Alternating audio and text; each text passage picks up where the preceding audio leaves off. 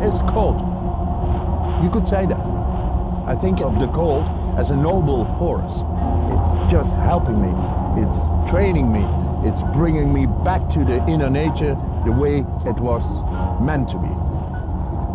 And this way I do not only endure the cold, I love the cold.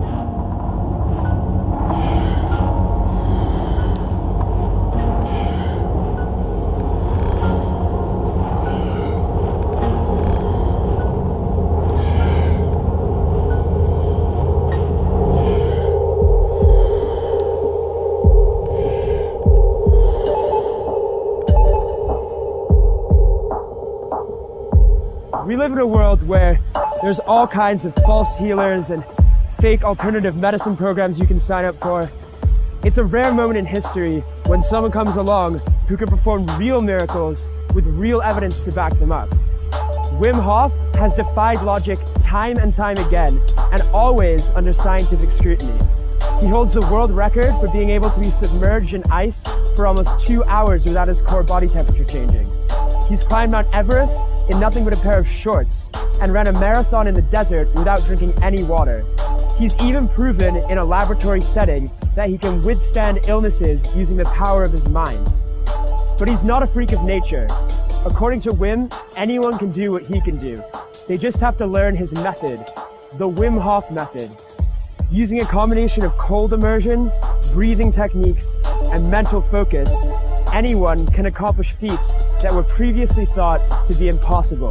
De vraag natuurlijk aan deze tafel is, kunnen wij dat ook wat u kunt? Ja, en ik ben nu in de staat om op kamertemperatuur mensen, gewoon normale mensen, middels relatief makkelijke technieken in een relatief korte tijd, minder dan een week, om daar ook het immuunsysteem te leren beïnvloeden.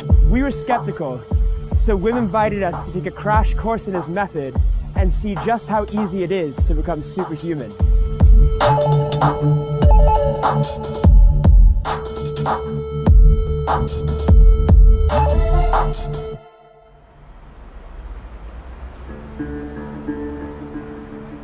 We first met Wim on his houseboat in Holland, where he began to teach our whole crew the basics of cold immersion.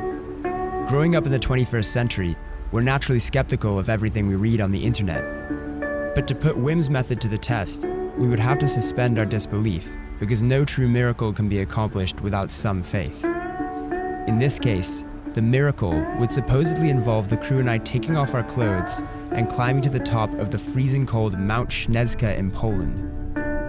But before that, our training began in the canals of Amsterdam. So while I'm climbing the mountain, if they haven't done the training, then they'll be screwed, basically. Yes, and the film too. Yeah. We are going to start with the breathing, and you will see feeling is understanding. And later on we can dig in all kinds of scientific literature and readings and comparisons and statistics and all that. We don't need it. You are going to feel it. We are pioneers. And but fully in. Okay, just go on.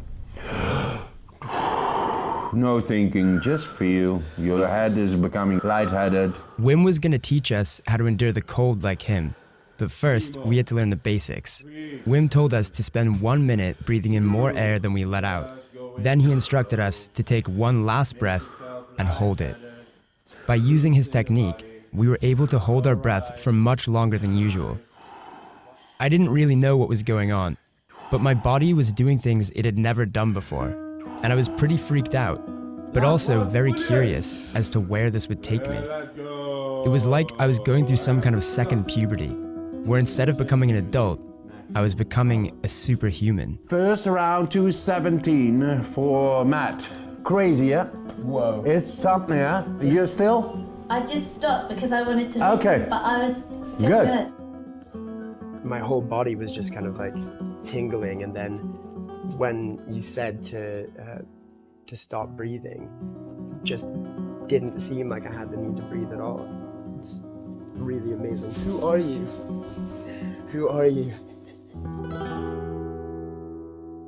I mean, I can't argue with the results. You've done things that no one's ever done before. But there have been hundreds of people throughout history in the past 4,000 years who have claimed to be able to do all sorts of miracles by controlling their body using the power of meditation and breathing.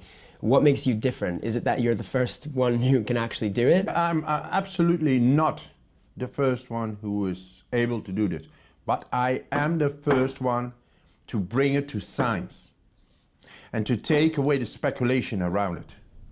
What was your life like before you became the Iceman? And actually, I was a father of 4 kids, and bringing them up alone, because my wife accidented in '95. So that kind of like adversity and sadness maybe motivated you to Oh yes. and inspire yourself in the same way a lot of people who do Yes, your sadness programs is have a illnesses. deep trigger. Where I got peace was in these breathing exercises. Swimming outside in the cold. The cold is merciless, but righteous as well. So Wim's just told me to get into my shorts, which can't be a good sign because it means that we're gonna get into the water. Wim's already shirtless, so Scared, shirtless. scared shirtless. Just chill out, man. All right, yeah. Right on. Oh boy. Oh, let nature go within you.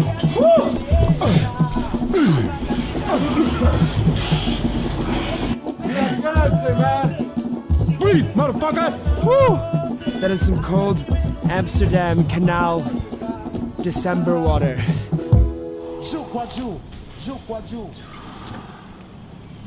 Keep on silently, witness, witness, witness. You're going just fine. You're going the way I know it naturally goes. Well. Okay, Daisy. I don't it's feel your cold turn. at all. I feel like if you keep relaxed and you stay in there, you can do it forever like this guy right here. Look at this madman. So now our producer has to go in as well because she's gonna need to be there when we En lieve, jij kan er ook in hoor. So good luck, You Daisy. can come in too. There you are. Hello. Take it easy. You know, people think I'm crazy. Maybe I'm crazy, but not because of my breathing techniques. Not because of my cold water swimming. Not because of my being fearless in extreme challenges. The first time I went under the ice, water is as sharp as needles. I saw this as a big, huge, sharp diamond. At 35 meters, I lost sight because the retina, it froze. I couldn't see nothing. I couldn't breathe, of course. And then my consciousness succumbed into a lower consciousness. This is survival. I do not fear death. I fear not to live fully. If I live fully, I'm not into death. I'm living.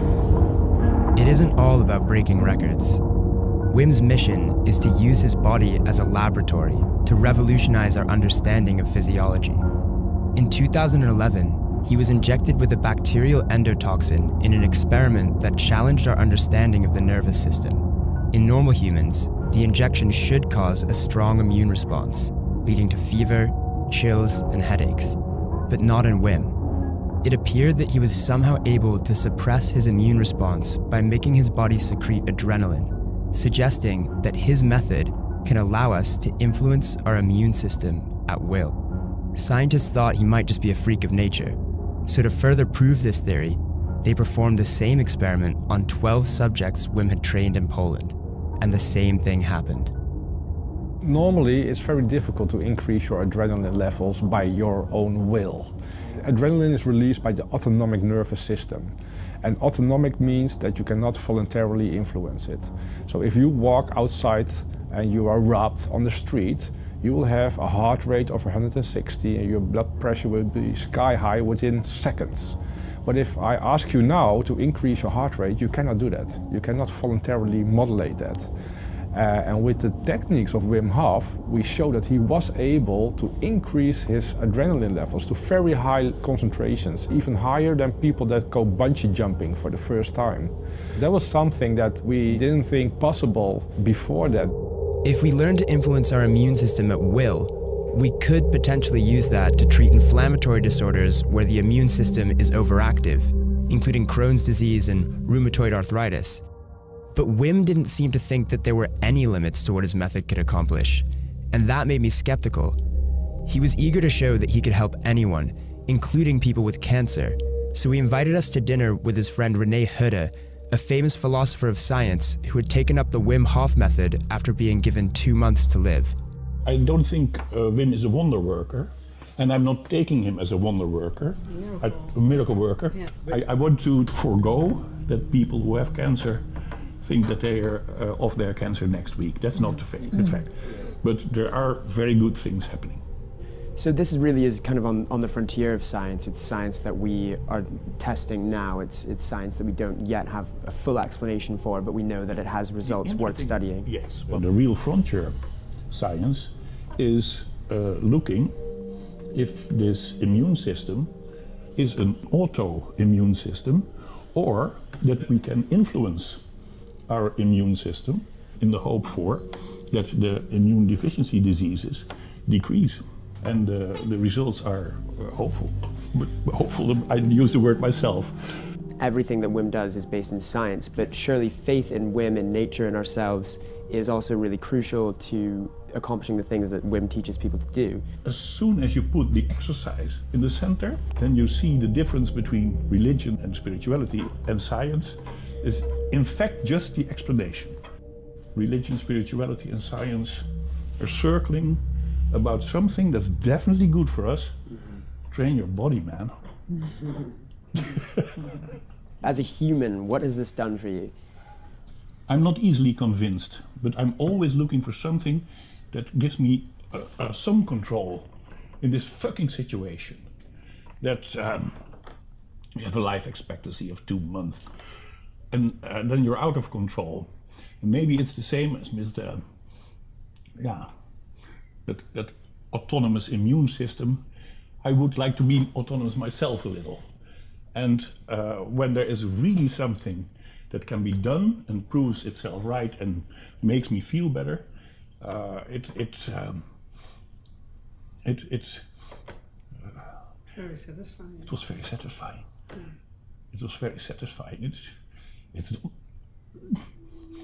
please let nobody who sees this program think that you just are getting into control and then drive onto some mountain and conquer cancer. I don't like this speech of conquering cancer and doing something, but when you get something to do and to practice, which you understand and which you can do and which satisfies, some feeling of control comes back. And I like that very much. Hypothetically, if research came back and it turned out that actually your methods weren't working, there was some kind of trick of adrenaline or some other factor that accounted for all of the feats of endurance, what would that make you feel? I'm okay, I want it to be evidence-based in science. And I don't want to give any false hope to any person in this world. So I'm into science, but who is interested in a natural method that needs only the commitment of a person to make it work? Within just a day or 2 days, you will be able to go deeper into the system and learn to control the immune system, cardiovascular system, the hormonal system, the muscular system, autonomic nervous system. All that, it's just learning to go back into the inner power which we all have.